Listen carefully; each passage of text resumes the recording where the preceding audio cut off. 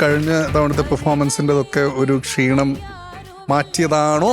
Yes sir. Yes sir. அலைகளை அலைகளை பிடித்துக் கொண்டு கரைகளை அடைந்தவர் யாரும் இல்லை.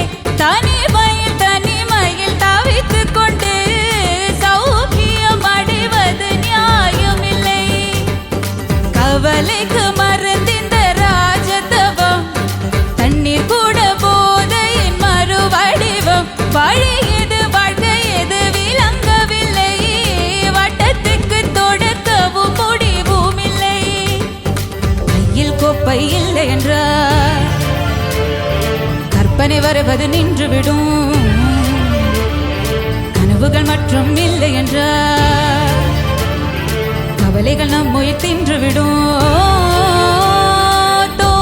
கருவில் இருந்தோம் கவலை என்று கண்